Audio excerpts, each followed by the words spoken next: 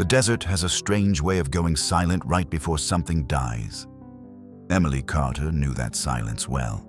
The heavy kind that presses against your ribs and makes your pulse too loud inside your own ears.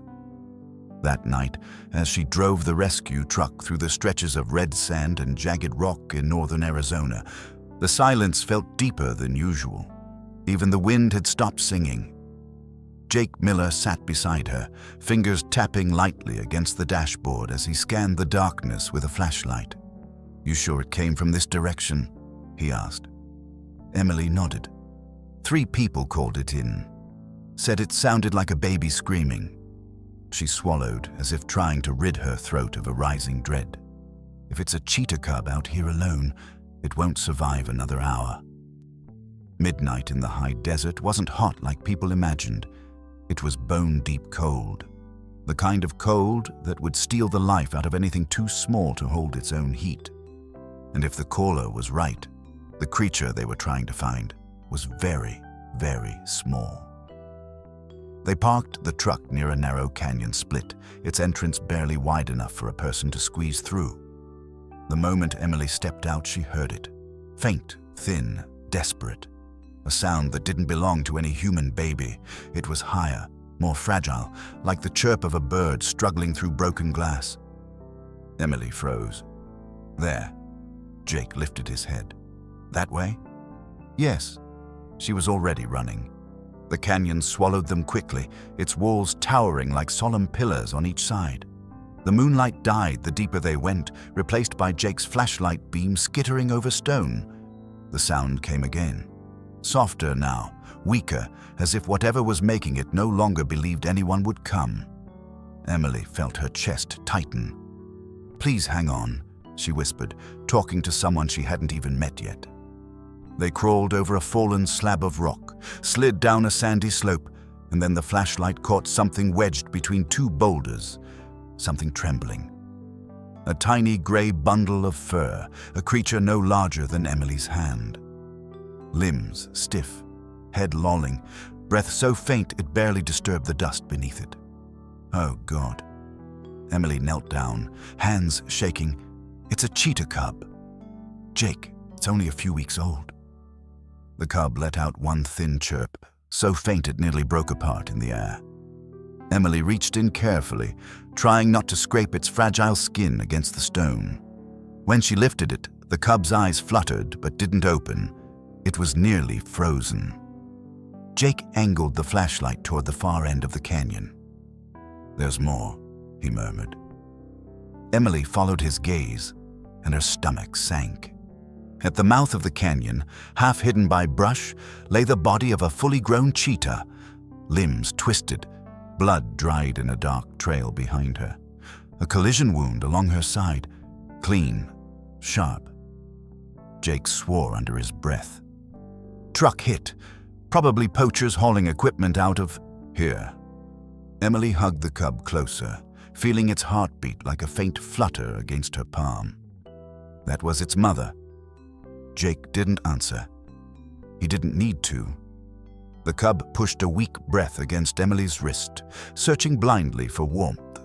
Instinctively, she tucked it against her chest inside her jacket, pressing its cold body to her own heat. And right there, kneeling in the sand beside its dead mother, she made a promise she had no idea would change the rest of her life. "I've got you," she whispered. "I won't let you die out here." For a moment, the cub's trembling eased, just a little. They hurried back to the truck, Emily refusing to let go, even to climb into her seat, holding the cub as if any distance between them would be lethal. Jake set the heater to full blast and radioed ahead to Silver Mesa Wildlife Center, reporting critical condition, likely hypothermia, possible internal injuries. The cub's breathing hitched once, twice, and Emily felt a sharp panic slice through her. "Stay with me, little one. Please." She looked out the window at the endless desert sliding past, imagining how long the cub had lain out there alone. Minutes? Hours? Long enough to watch its world end.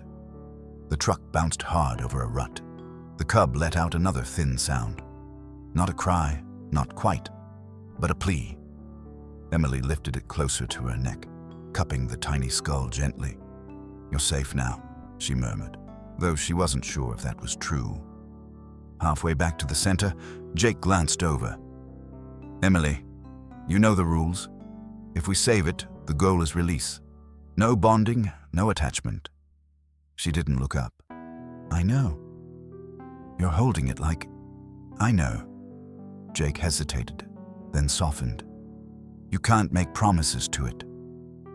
Emily didn't answer, because the promise had already been made, carved into her heart the moment she pulled the cub from the rocks, the moment she felt that fading heartbeat. As they neared the main highway, lights from distant ranches winked against the dark.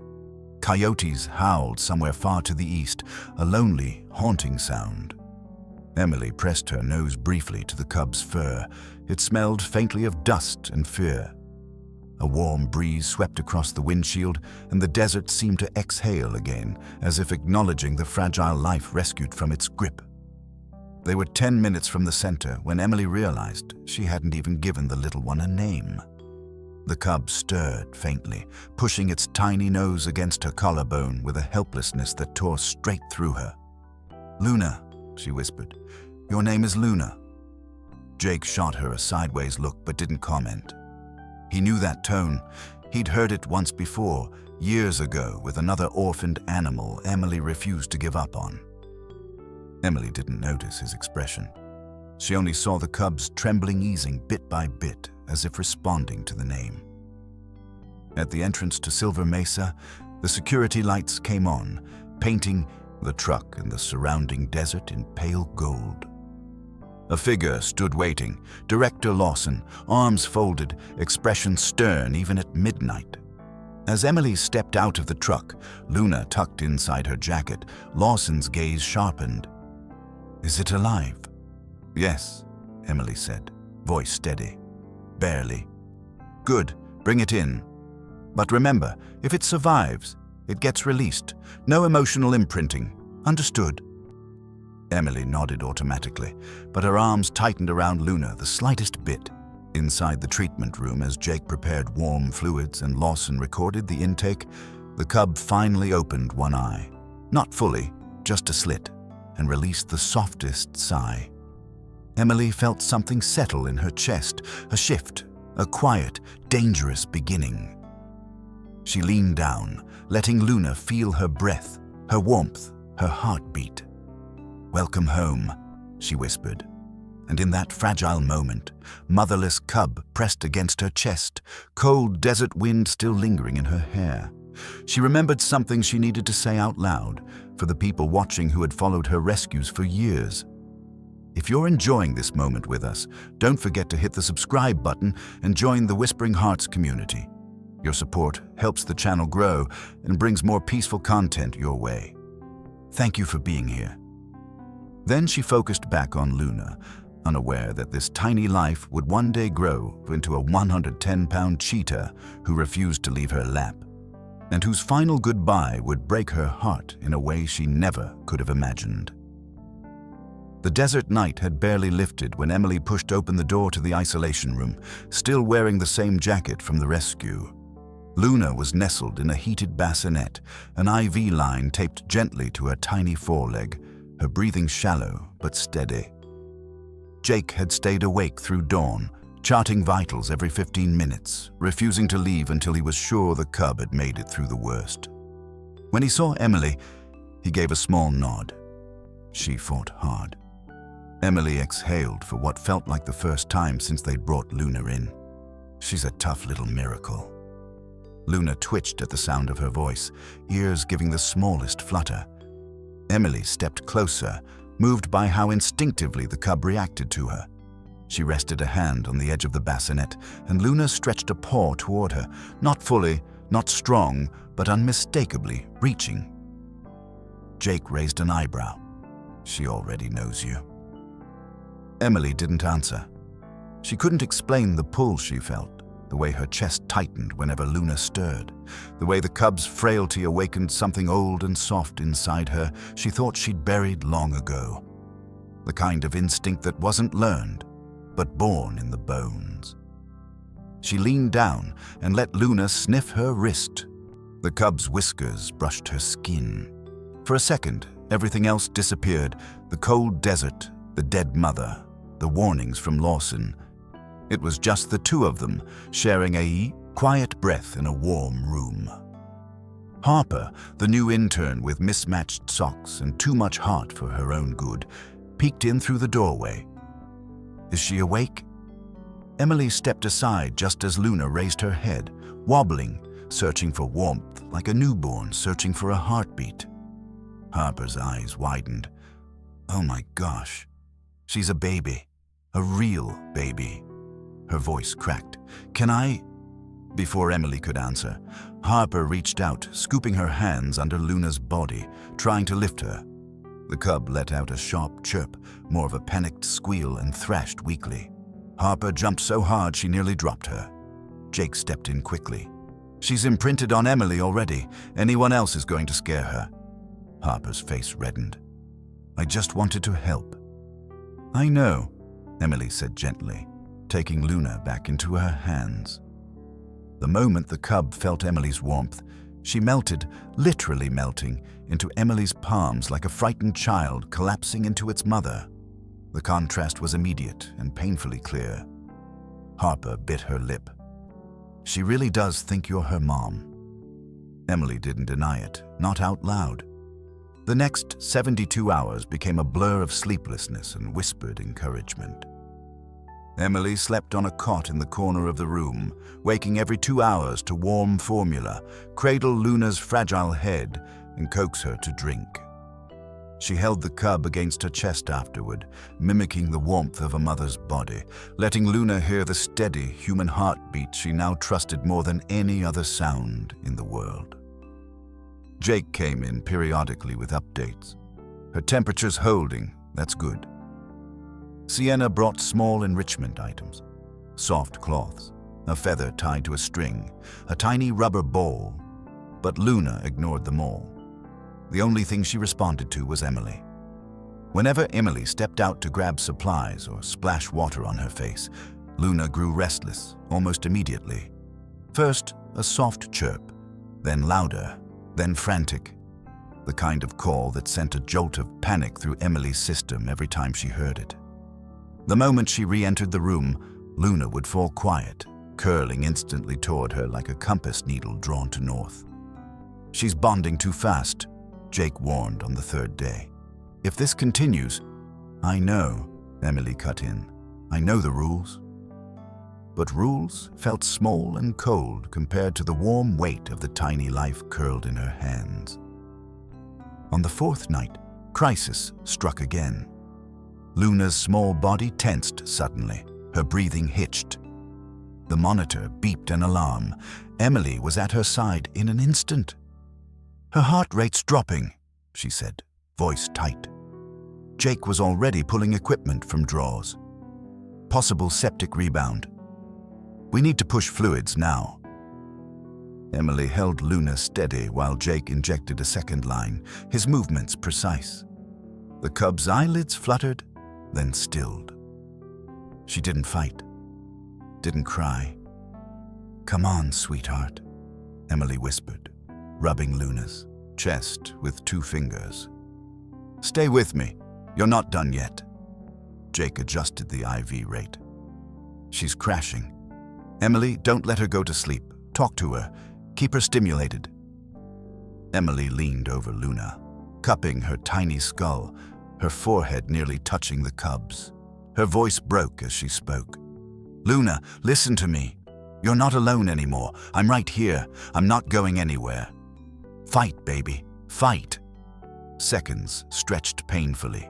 Then, slowly, agonizingly slowly, Luna's breathing steadied. Her ribs rose a little higher. The trembling eased. The heart monitor ticked upward. Jake exhaled, tension finally draining from his shoulders. She pulled through. He offered a tired, relieved smile. Thanks to you. But Emily barely heard him. She was staring at Luna, overwhelmed by the quiet certainty that something irreversible had just happened. That near loss carved a bond deeper than either of them could have understood. Later that night, when everyone else had gone home, Emily sat on the cot with Luna tucked against her chest. The cub's fur was softer than it had been earlier, warmed by life returning. A soft knock sounded at the door. Director Lawson stepped in, hands tucked into his pockets. His gaze landed on Luna, then on Emily's protective posture. "You're doing good work," he said, his tone surprisingly gentle. "But don't forget her future." Emily kept her eyes on Luna. Her future is survival, and right now she needs me. "Yes," Lawson agreed. "But the more she sees you as her world, the harder it will be to give her the world she belongs to." Emily didn't answer. Lawson sighed. "Just remember, we saved them to return them to the wild, not to keep them." He left without waiting for a reply. Emily looked down at Luna, who was now sleeping with her entire small body sprawled across Emily's palm.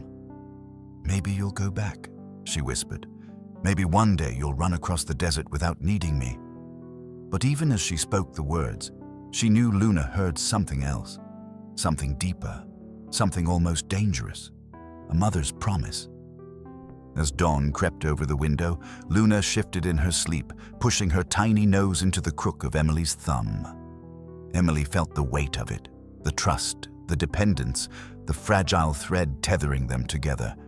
She knew the risks, she knew the warnings, she knew the protocols. She also knew she had already broken half of them. But when she looked at Luna's small, sleeping face, she knew she would break the rest if it meant this little life would keep breathing. And somewhere in the quiet of that early morning, Emily realized something she could never admit aloud. Luna hadn't just survived the desert. She had chosen her mother. By the time spring settled across the Arizona desert, Luna had already grown from a palm-sized bundle of trembling fur into a leggy, bright-eyed youngster who shadowed Emily wherever she went. But for all that growth, one thing never changed. In Luna's mind, she was still the fragile newborn who had almost died between those canyon stones. And Emily was still the only mother she would ever accept. It became obvious the moment Luna learned how to climb. Emily had stepped into the office one morning to update Luna's feeding schedule. Before she could sit down, she felt a sudden weight slam into her lap, soft, warm, and far too heavy for a baby that had supposedly outgrown her newborn stage. Luna had leaped straight into Emily's arms like a house cat that believed the world existed only to hold her. "Whoa, easy," Emily gasped, steadying herself as Luna's long legs draped over her thighs and her head burrowed against Emily's stomach. "Sweetheart, you're almost 50 pounds. You can't keep doing this." Luna disagreed, settling deeper, purring so loudly the desk trembled. Jake walked by the open door, paused, and sighed. "We're going to need a bigger chair." Harper peeked from behind him, wide-eyed. "Or a forklift." Emily tried to nudge Luna off her lap, but the young cheetah clung tighter, chirping softly, her unmistakable "don't leave me" sound. It was the same chirp she'd made as a dying newborn, the same sound that had carved itself into Emily's memory. Every time Luna made it, Emily melted. Even when she shouldn't. Over the next few months, Luna's body lengthened, muscles strengthening under her golden coat. But her temperament, clingy, babyish, deeply attached, remained exactly the same. If Emily walked across the courtyard, Luna trotted behind her. If Emily entered the storage shed, Luna tried to follow. If Emily sat down anywhere, even for seconds, Luna somehow materialized in her lap like a furry comet guided by gravity. Harper joked once, "She doesn't think she's a cheetah. She thinks she's your toddler." Emily laughed until the joke started to feel dangerously close to the truth. One afternoon, a desert thunderstorm rolled across the valley, the sky turning charcoal behind the mountains. Sienna had been testing Luna's reflexes in the training enclosure when the first crack of thunder split the air. Luna froze, ears flat, pupils wide. And then, Like a child running to a parent's room after a nightmare, she launched herself at Emily. 70 pounds of panicked Cheetah slammed into her back. Emily stumbled but kept her footing, holding Luna's trembling body against her legs. Luna tucked her head behind Emily's hip, tail wrapped around Emily's calves as if hiding behind the safest structure in the world. Jake hurried over, drenched from the sudden rain. "Is she okay?" Emily stroked Luna's neck. "She's scared." Sienna frowned. "She shouldn't be clinging to you like that at this age. Thunder is normal. She needs to learn." Luna pressed closer, shaking. Emily's heart pulled in two directions, but her hands chose for her. She kept soothing Luna until the thunder faded. Sienna didn't say a word, but the disappointment in her eyes lingered long after the storm ended. A week later, something more alarming happened. A food delivery truck backfired near the center, the sound echoing like gunfire across the yard. Luna, now close to 80 pounds, panicked instantly. She bolted toward Emily so fast the world blurred. Emily barely had time to gasp before Luna leaped straight into her arms. The impact drove them both to the ground. Emily's breath vanished. Luna lay sprawled across her chest, shivering violently and clinging with claws that weren't fully retractable. For a moment, Emily couldn't inhale, couldn't speak. Jake sprinted over, helping lift Luna's heavy body so Emily could breathe again. "That's not normal behavior," he warned, worry tightening his jaw. "She's not gaining independence. She's regressing." But Luna only buried her face into Emily's neck, chirping desperately, unaware of the danger she posed. Emily stroked her back, torn between fear and fierce love. "It's okay, Mommy's here." Jake looked away at the word mommy, but he didn't argue. Days passed. Luna grew bigger, faster, stronger, but inside she remained the same helpless creature who had pressed against Emily's heartbeat to survive. She chirped when Emily stepped out of sight. She refused to eat unless Emily sat beside her. She pawed at the office door until Emily let her in. By 4 months, she weighed 50 pounds. By 6 months, 65. By 8 months, 75. Her legs grew long and elegant, her coat deepening into rich gold and black. She looked every bit the young predator she was becoming, until she tried to squeeze herself into Emily's lap again. It didn't matter if Emily was at her desk, on the break room couch, or sorting equipment in storage.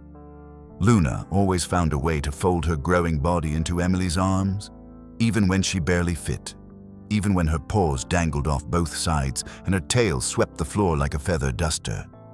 Sienna started using the phrase dangerously attached during meetings. Jake switched to developmental delay.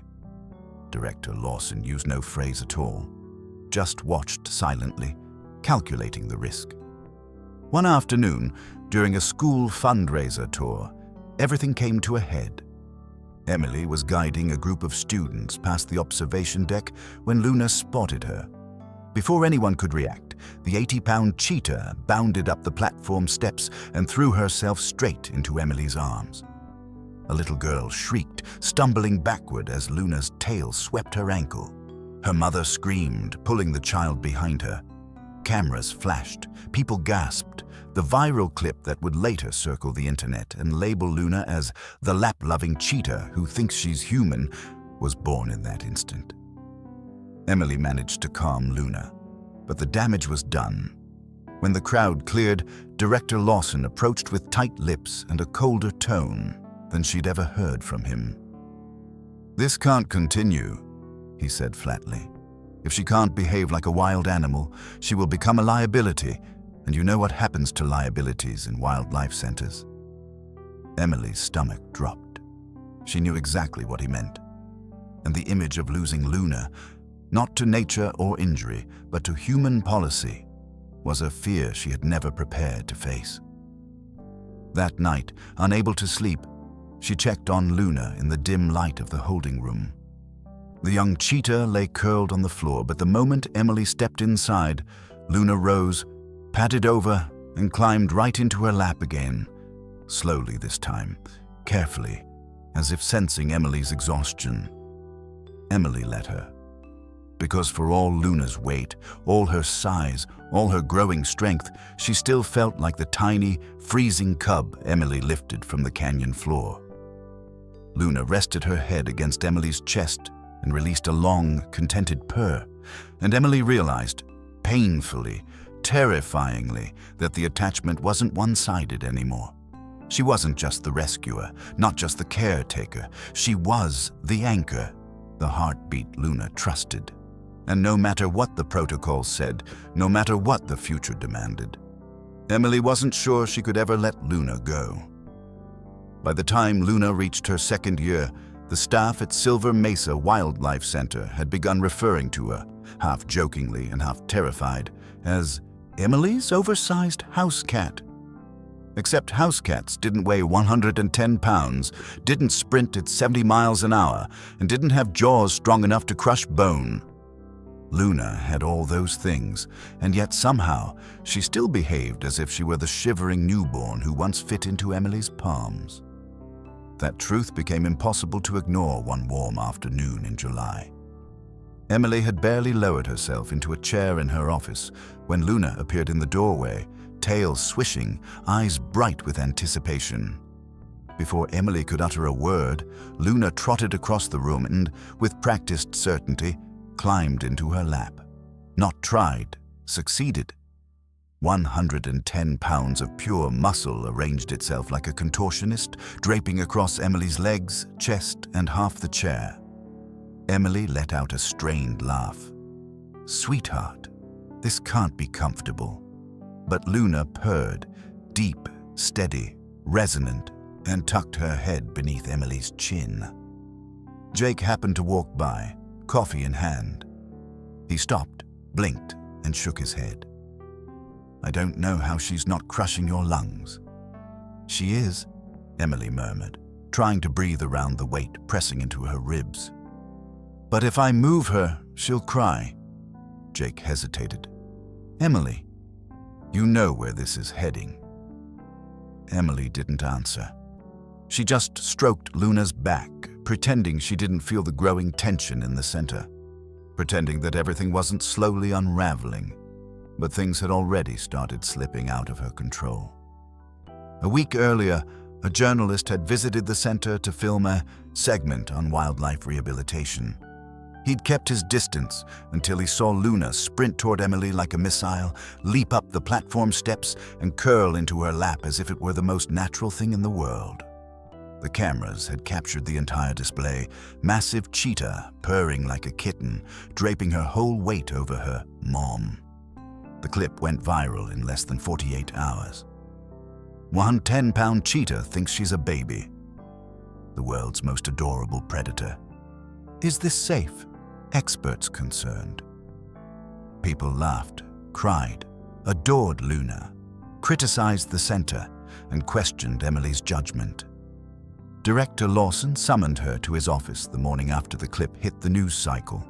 He closed the door and spoke bluntly.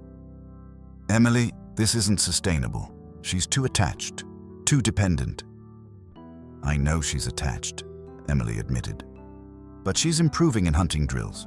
She's running well. She's sitting in your lap like a toddler," Lawson cut in, "on national news." Emily felt her stomach tighten. "It's just one clip." "No." Lawson's expression stayed hard. "It's evidence of a behavioral problem we've been warning you about for months. If she can't unlearn this dependency, we can't release her. And if we don't release her..." He paused. "An unreleasable apex predator is a liability. We cannot house her forever." He didn't say the word. He didn't need to. Emily felt the room tilt slightly, her breath hitching. "She's not dangerous." "She could be," Lawson replied. "And the state will not let us keep an adult cheetah who imprints permanently on a human. You know the protocols." Protocols, regulations, policies. Words that had no place in the warm, vulnerable world she shared with Luna. Emily left the office with her throat tight, her hands trembling. When she returned to Luna's enclosure, the young cheetah ran to her immediately, chirping the same soft sound she'd made on her first night at the center. She pressed her face to Emily's stomach, kneading gently with her front paws, the instinctive nursing motion she never outgrew. Emily sank to her knees and wrapped her arms around Luna's neck. "What am I going to do with you?" she whispered. Luna purred, oblivious to the storm gathering around them. The next major confrontation came from the outside, literally. Mark Davis, a rancher whose property bordered the center, drove up one afternoon in a dust-coated pickup truck. He marched straight to the main building, boots stomping, hat pulled low. "Someone needs to explain why folks are telling me there's a cheetah running loose that thinks it's a dog," he snapped. Emily, Jake, and Sienna were in the lobby when he arrived. Emily stepped forward. "Luna isn't loose. She's in a controlled—" Mark cut her off. "Videos all over the internet. That animal is not afraid of people. That's a problem." Sienna crossed her arms. "She's still in training. She'll learn." Mark scowled. "She better, because if that thing wanders onto my land and goes after my calves, I'll do what I have to do. Legally." The threat hung in the air like a rattlesnake's warning. Emily felt something cold settle in her chest. She knew the law. She knew what ranchers were allowed to do to predators that wandered too close to livestock. And she knew, with sudden clarity, that Luna, so trusting, so attached, would walk straight toward danger if she ever got out. Mark left as abruptly as he'd come, leaving the staff in tense silence. Jake rubbed his temples. "This is spiraling." "Unless we fix the dependency," Sienna added, "Luna's future is at risk, and so is ours." Emily felt Luna's weight still pressed on her thighs, even though Luna wasn't there.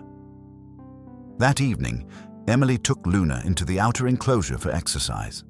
The sun dipped behind the red cliffs, casting long shadows across the sand. Luna ran laps with effortless grace, long, fluid strides that painted streaks of gold through the air. She was breathtaking. Halfway through a sprint, she stopped abruptly. Her body stiffened, her head lifted, her tail went still. Emily followed her gaze and saw a silhouette perched along the perimeter fence.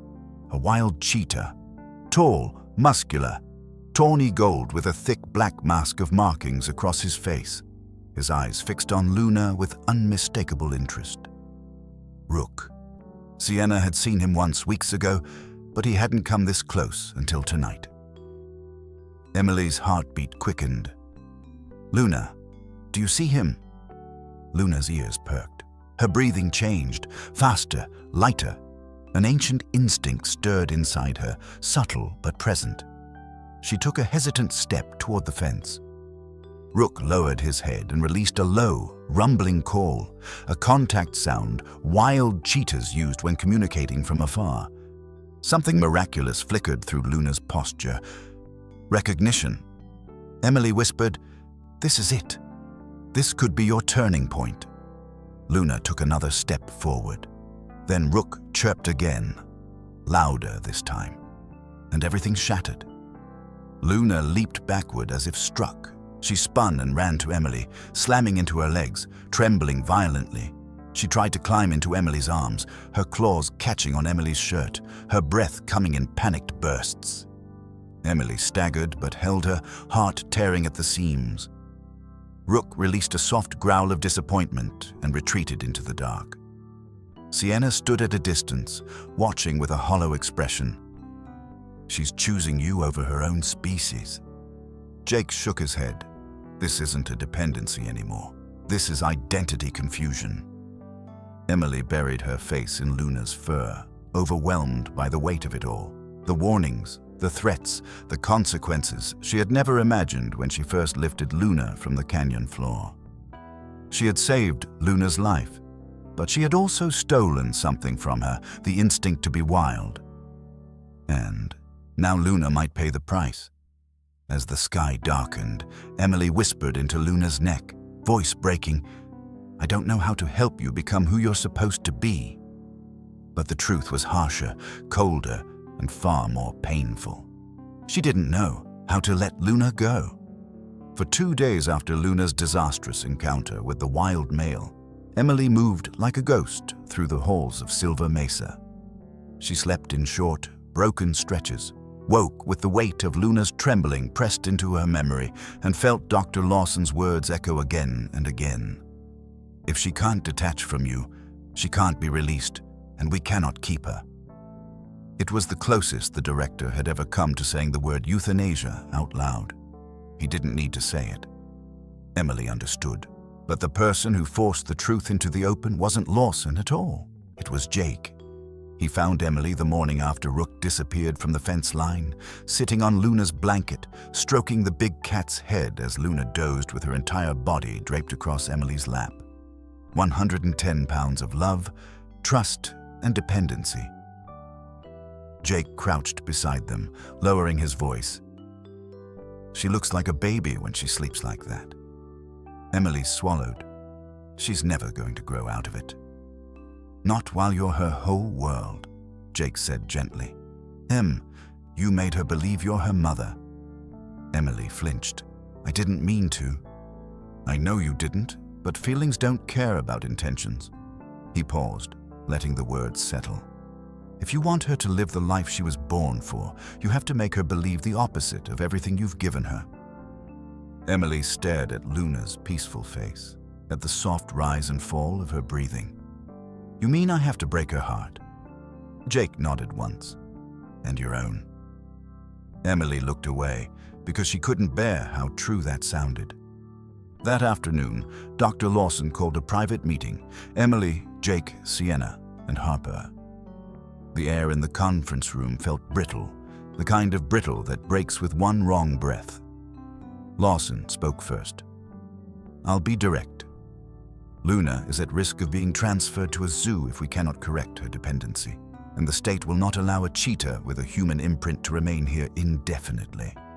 Harper gasped. Transferred? But she'd think Emily abandoned her. Sienna's voice was quieter. Or worse, she'd stop eating. Jake folded his hands. We need a structured behavior separation plan. Emily closed her eyes. Say it plainly. Jake did. You have to push her away. Completely. The silence afterward felt like a physical wound. Lawson slid a document toward Emily. This outlines the phases. Reduced contact, limited voice cues, no physical touch, no lap time, no shared sleeping, no feeding rituals. You must become indifferent. Harper stared at Emily with pity and fear.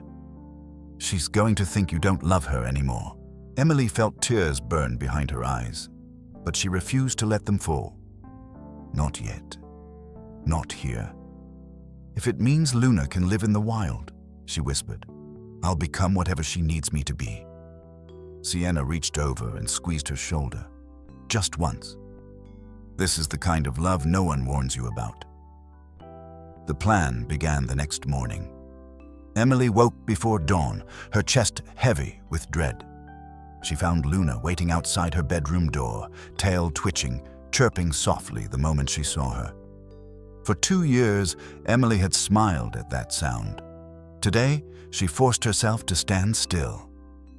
Morning, sweetheart, she whispered. Luna came closer, pressing her forehead against Emily's thigh. Her body language was clear. Pick me up, hold me, let me sit with you. Emily stepped away. No, she said softly but firmly. Luna blinked, confused. She tried again, nudging Emily's leg, chirping insistently. Emily stepped away again. No, Luna. The chirping grew louder, desperate, afraid. Emily's heart cracked. Luna tried a third time, lifting her front paws to climb onto Emily's lap the way she always had. Emily turned her back. The sound that came out of Luna then, it didn't sound like a cheetah. It sounded like a child betrayed. Harper, sweeping the nearby walkway, froze at the noise. Emily, she's crying. I know, Emily whispered, voice shaking. I can't comfort her. Harper's eyes filled with tears. This is wrong. I know, Emily repeated. but letting her stay like this is worse. Luna paced in circles, chirping more frantically until she suddenly jumped, trying to climb Emily's back. Emily stepped aside, forcing Luna to land on the ground. "Luna, stop," she whispered. The chirps turned into a harsh, broken series of calls, a language of panic Emily had hoped never to hear again. She walked away, heart shattering with every step. Behind her, Luna's calls echoed through the entire center. Harper covered her mouth and began to cry. And Emily didn't turn back, because if she did, she wouldn't survive this. The next days were hell. Luna refused food unless someone else delivered it. She waited at the door of Emily's room for hours, lying on the ground like a grieving mother waiting for a lost child. When Emily walked across the courtyard, Luna followed, at first close, then increasingly distant, as the rejection began to take root. Each time Emily ignored her, Luna's hopeful chirp dimmed a little more. By the fourth day, Luna no longer tried to climb into Emily's lap. By the sixth, she stopped chirping when Emily walked by. By the eighth, she simply watched from a distance, silent, eyes confused and wounded. Emily cried every night, face buried in her pillow so Luna wouldn't hear. 2 weeks into the program, Luna attempted a new approach. She lay outside Emily's door again, but instead of chirping or pawing, she simply waited. Quiet. Still. Hopeful. Emily sat on the other side of the door, her back pressed to the wood, tears streaming silently. Her hand hovered over the handle, aching to open it, but she didn't. After an hour, Luna's tail stopped twitching. After 2, she laid her head down. After 3, she got up and walked away. The moment Emily heard her footsteps fade, she broke into sobs so deep they swallowed the room. Jake found her that way later, folded over, shaking. "You're doing the right thing," he whispered. "Then why does it feel like I'm killing her?" "Because love hurts most when it's real." But the program was working. Slowly, Luna began exploring her enclosure alone. She chased the mechanical lure without looking back for approval. She ate without needing Emily present. She interacted with Sienna during training trials. Director Lawson monitored everything closely. "She's showing signs of natural detachment," he noted. "This is promising." Emily nodded, though her chest felt hollow. On the 19th evening, the proof came. Emily was passing near the outer enclosure when she spotted Luna standing by the fence. Alone, alert, tail lifted in curiosity. A familiar shape approached from beyond the ridge. Rook. He stepped closer than he ever had before, muscles rippling beneath the sunset glow, eyes fixed on Luna. He chirped. For the first time, Luna didn't flinch. She chirped back, tentative, unsure, but present. They moved in slow, mirrored steps along the fence, studying each other with instincts older than anything Emily could teach. As the moment stretched, Luna paused, looked over her shoulder.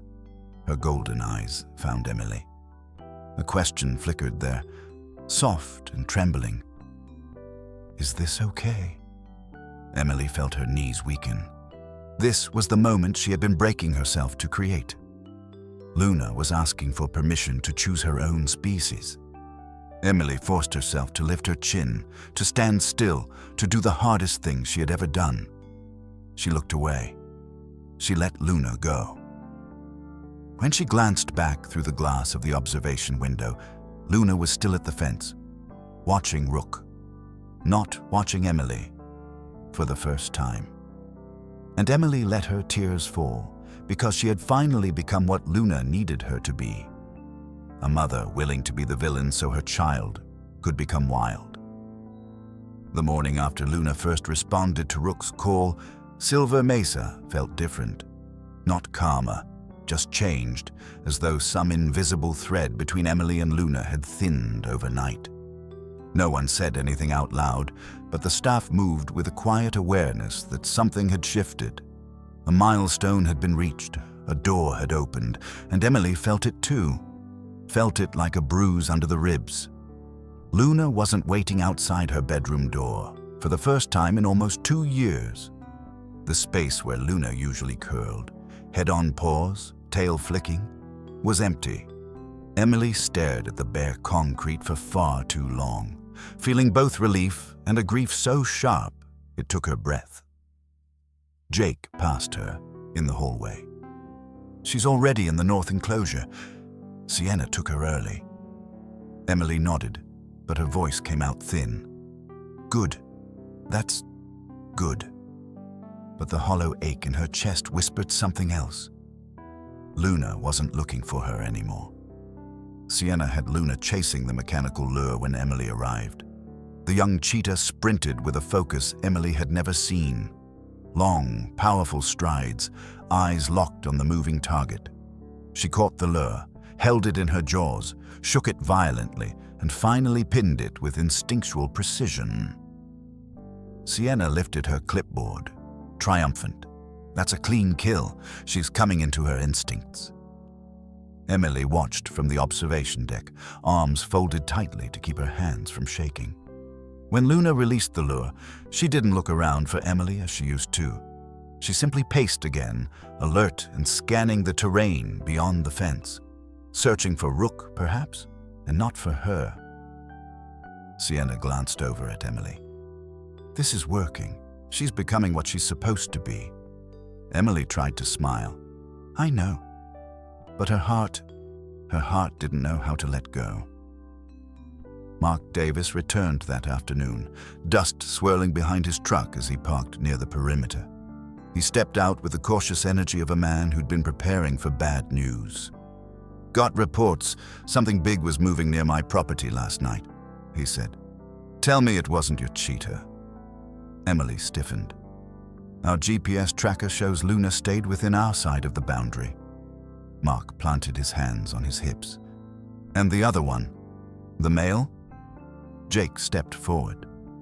Rook showed up near the back ridge. Nowhere near your ranch. Mark narrowed his eyes. Well, long as he stays on his side. I lose livestock. I take action. That's the law. Emily felt a protective anger rise inside her. Luna would never attack your calves. Mark shrugged. Maybe not now, but wild's wild. And a cheetah raised like a pet? That's unpredictable. Emily opened her mouth to argue, but Jake touched her on. A silent warning. Don't push him. Not now. Mark gave a curt nod and walked away, boots crunching the gravel. The tension he left behind settled like a storm cloud.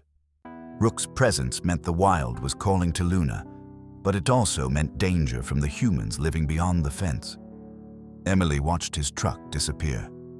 If Luna goes toward his ranch, Jake finished the thought, he'll shoot.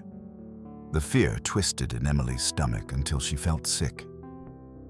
That evening, Emily watched Luna from a distance as the young cheetah circled the enclosure, periodically stopping to smell the wind. She looked restless, alert, caught between two worlds. The separation plan had entered its hardest phase. No touch, no voice cues, no eye contact, no acknowledgement at all. She had become a ghost in Luna's life. But being invisible to Luna didn't make Emily feel any less connected.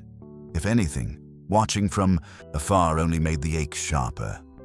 As she sat observing from the shadows, Harper approached quietly. How long does this phase last? She asked. Emily stared at the sand. Until Luna stops seeking me. But doesn't that... Harper hesitated. Doesn't that break something? Emily swallowed hard. Yes. Harper's voice softened. I don't know how you do it. Emily finally met her eyes. Because the alternative is losing her to a cage or a bullet. Harper looked down, blinking away tears. I wish love didn't have to hurt like this. Emily wished the same. The next week tested everyone, especially Luna. At first, she still circled near Emily whenever she walked by. She'd sit close, chirp softly, tail brushing the grass in hopeful little sweeps. A plea, a question, a memory. But Emily did not respond. Could not. Then Luna stopped chirping, stopped approaching, stopped watching. By the end of the second week, Luna treated Emily the way she treated the other staff, with distant curiosity, not attachment. One morning, Emily walked past the enclosure, expecting the familiar tug in her heart.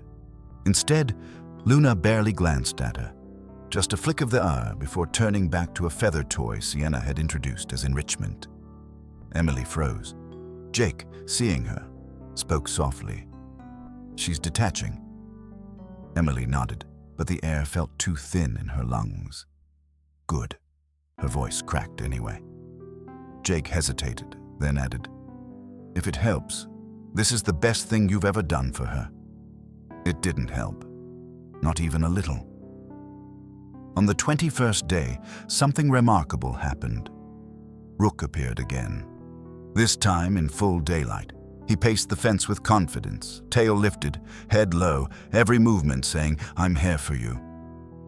Luna froze when she saw him, but not in fear, in recognition. She approached slowly, carefully, the way a wild cheetah should. Rook chirped. Luna chirped back. Clear, soft, certain. Emily stood far away, hands clenched into fists at her sides, her heart pulsing with pride and heartbreak so tightly intertwined she couldn't separate the two. The two cats mirrored each other along the fence, bodies brushing the wire gently in a silent exchange of instinct. For the first time, Luna didn't look over her shoulder for Emily's approval. Sienna whispered, "She's choosing the wild now." Jake nodded. "It's happening." Emily didn't speak, didn't move, didn't breathe. She just watched her child fall in step with the life she was meant for, and somehow the sound of their chirping, once a call for help, now sounded like freedom. That night, Emily sat alone in the staff lounge, the desert wind slipping through the cracked window. She closed her eyes and replayed the day in her mind. The way Luna moved, the way she responded to Rook, the way she didn't need Emily anymore. Jake found her there, staring at nothing. "You okay?" he asked quietly. Emily smiled, but it trembled. "I think this is the first time she didn't look for me." Jake sat beside her. "That means you did it right." Emily's voice softened to a fragile whisper. "Then why does it feel like I lost something I'll never get back?" He didn't answer. Some questions didn't have answers. The desert wind carried the distant sound of a night bird calling. Emily listened, wondering if Luna heard it too, wondering if it stirred the same instinct in her that it once stirred in the cub's mother. She pressed a hand to her chest, feeling her heartbeat, steady, strong, aching.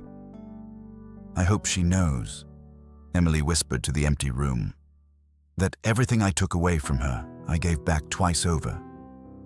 Because that was the truth beneath all the pain. Cruelty had been the only language strong enough to teach Luna how to survive, and love, real love, had been the only reason Emily could speak it." The decision came on a bright morning when the desert air shimmered like glass. Dr. Lawson called the staff into the conference room and spoke with the same quiet gravity he used when delivering irreversible news. "Luna is ready," he said.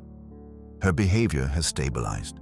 Her independence is consistent, and her interest in the wild male has held strong for over a month." He paused, letting the weight settle. "We'll release her at dawn tomorrow." Harper gasped softly. Jake folded his arms, exhaling through his nose. Sienna nodded once with solemn pride. Emily, who should have felt triumph, felt the world tilt under her feet. Tomorrow, after 2 years of heartbeat-to-heartbeat closeness, after months of breaking her own soul to make Luna stand alone, after nights hearing Luna whimper at her door and deliberately refusing to open it, tomorrow she would set her child free. Lawson slid the final paperwork across the table. Emily stared at her name on the release approval form. Her signature looked foreign, detached, like it belonged to someone stronger than she felt in this moment. Jake touched her shoulder gently. "You did this. Not the center, not the protocols. You. She's ready because you made the hardest choices." Emily nodded, though her throat felt too tight for words. That night was long and strangely quiet. Emily walked the center grounds alone, letting her footsteps take her toward Luna's enclosure. She told herself she would only look from a distance. She told herself she wouldn't get close. But when she reached the fence, Luna was awake, lying on her favorite rock, eyes reflecting the moon. She lifted her head, watching Emily silently. Not chirping, not calling, just watching. Wild, calm, different. Emily held the fence with trembling fingers. "Hey, sweetheart," she whispered, though she wasn't supposed to speak. Luna didn't move, didn't approach. But her gaze softened, not in dependency, but in recognition. The empty space between them felt heavier than any embrace they'd ever shared. Emily stepped back into the shadows, forcing herself to leave before her presence could confuse Luna's growing independence. From behind her, the desert night carried a faint rustle of paws shifting on sand. Emily didn't turn around. She couldn't. Dawn came with a pale gold sky and a desert breeze cool enough to sting the lungs. The release team gathered in the main yard, Sienna adjusting the tranquilizer rifle she hoped she wouldn't need, Jake loading the transport crate, Dr. Lawson reviewing protocols with tight efficiency. Emily stood apart, arms folded, as Luna was guided into the loading area. For the first time, Luna didn't look for Emily. She scanned the open horizon instead, ears pricked, tail lifted, posture alert. A young creature ready for the world, not a baby desperate for a lap, not anymore. Jake glanced at Emily. "Ready?" Emily nodded. She wasn't. She might never be. But Luna deserved a mother who kept her promises, even the heartbreaking ones.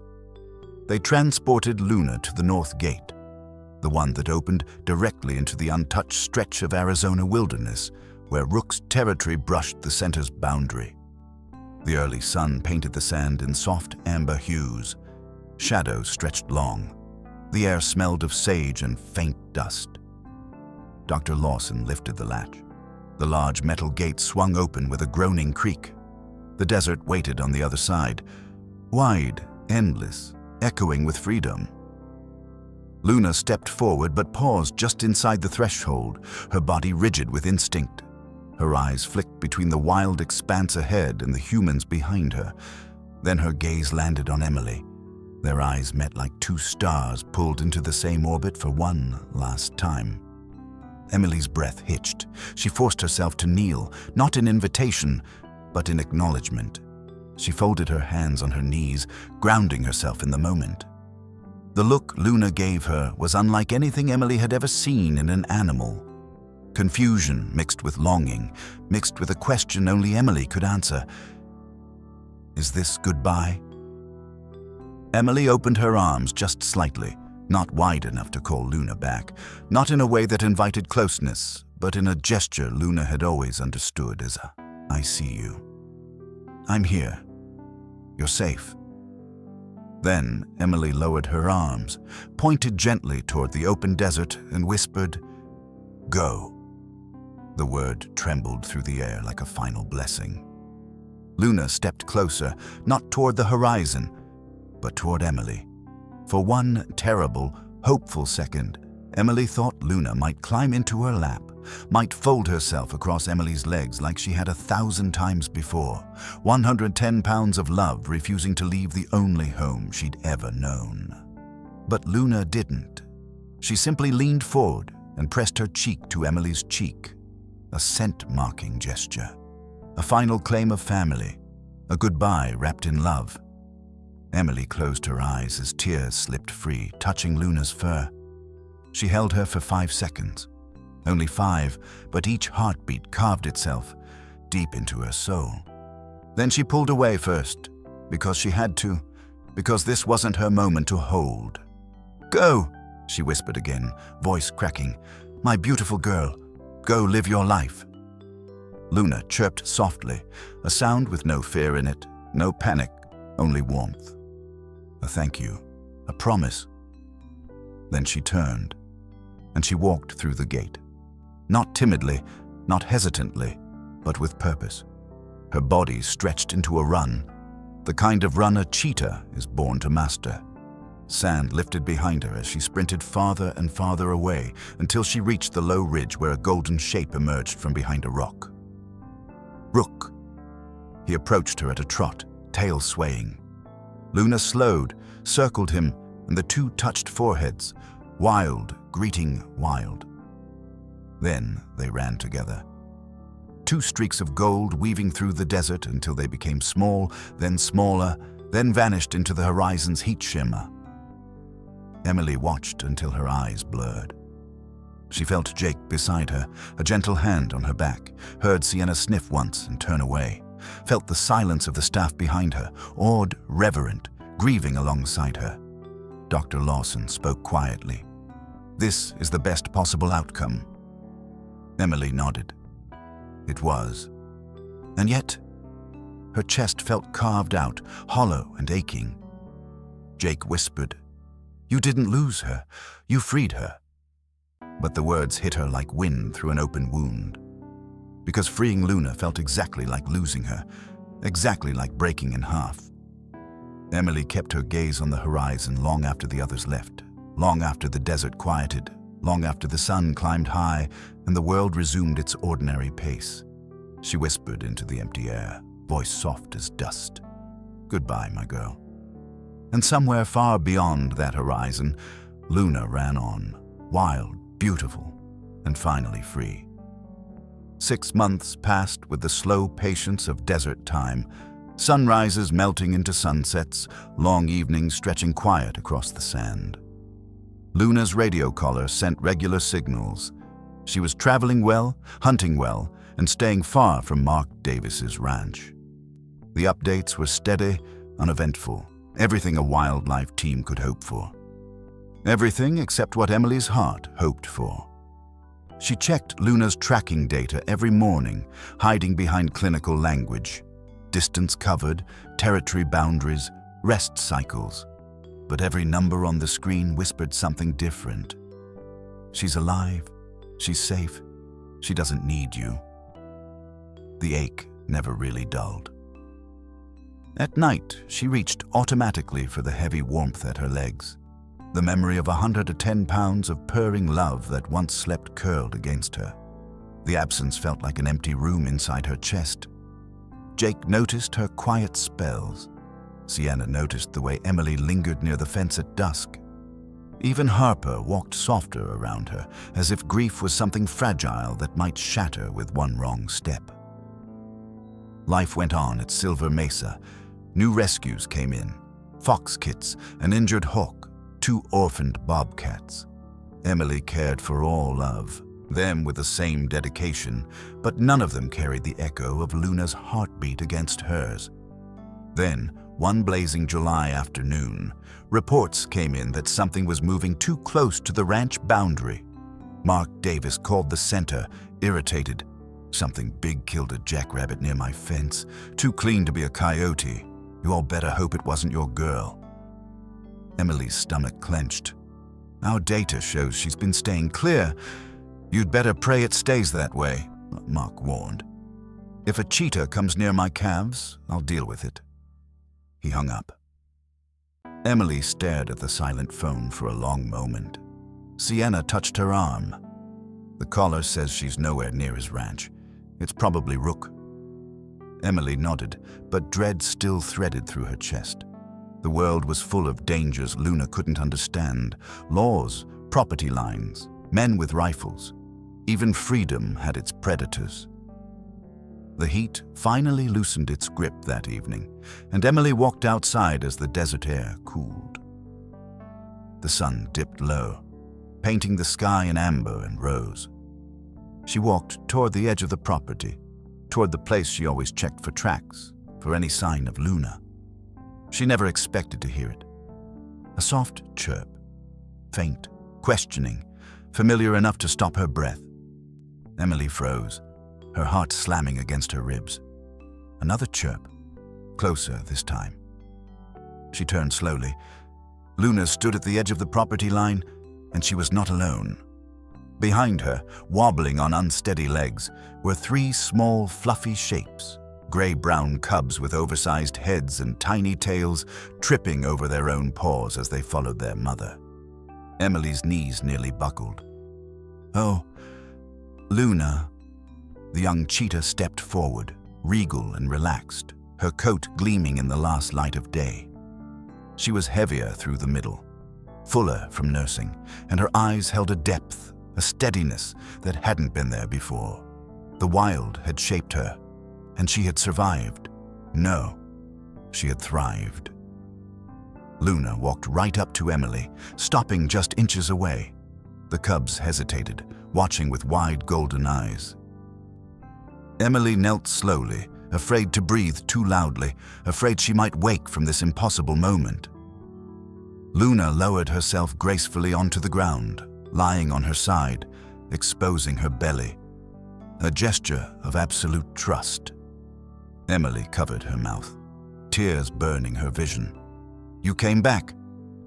One of the cubs, a bold little one with a darker stripe down its back, took a cautious step forward, sniffed Emily's boot, then, curious, bumped its tiny head against her shin. Another cub followed, this one clumsier, tripping over its own paws and tumbling directly into Emily's lap. Emily laughed through tears, touching the cub gently.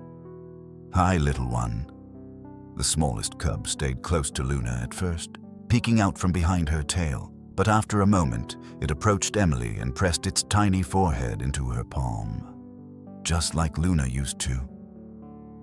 Emily's breath hitched, the world blurred. She could barely speak. "You brought them to me," she whispered, looking at Luna. "You wanted me to see." And Luna understood. Emily felt it. The big cat scooted closer, resting her head against Emily's knee. A soft purr vibrated through the air, not the frightened, needy purr from her past, a contented one, a proud one, a mother's purr. The cubs began exploring, biting Emily's shoelaces, climbing her jeans, rolling clumsily in the dirt. Emily stayed very still, letting them decide how close to come, letting them dictate the rhythm. They were wild-born. They didn't owe her trust, but they trusted her anyway because Luna had chosen her. Harper spotted them from afar and ran to fetch Jake and Sienna. Soon the staff stood quietly at a respectful distance, letting the moment unfold. Even Dr. Lawson came, and for once his expression wasn't analytical. It was reverent. Luna eventually stood, gathering her cubs with small huffs and tail swishes. The sun dipped lower, casting long shadows across the sand. The desert pulsed with quiet, ancient magic. It was time. The bold cub nuzzled Emily's knee one last time. The clumsy cub chirped as if saying goodbye. The shy one, the smallest, pressed its tiny cheek to Emily's hand before stepping back to join its siblings. Luna approached Emily one more time. Not as a baby seeking comfort, not as a dependent animal, but as a mother choosing to share her triumph. She leaned forward, touching her cheek to Emily's, the same gesture she'd given on release day, marking her, claiming her, thanking her. Emily wrapped her arms around Luna's neck and held her close, breathing in the wild scent of dust and sunlight and grass. "I'm so proud of you," she whispered. "You became everything you were meant to be." Luna made a soft sound, not a cub's chirp, but a grown cheetah's warm, rumbling greeting. Then she stepped back, turned, and called to her cubs. They followed instantly. 4 silhouettes, 1 large, 3 tiny, walked into the glowing horizon, their forms becoming shadows against the gold. Emily watched until they disappeared beyond a ridge, the sky swallowing them in amber light. She didn't cry from pain this time.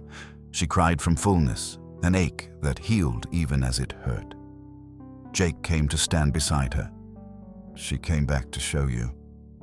Sienna added softly, "She wanted you to see her new world." Emily nodded, wiping her cheeks. "She wanted me to know. I didn't lose her. I just gave her back to herself." Later that night, Emily returned to her office and opened Luna's old file. She wrote one final line. "Release pass 6 months. Subject returned voluntarily with 3 cubs. Demonstrates full integration and thriving behaviors. Case closed." She paused, then added another sentence, one not meant for any formal report.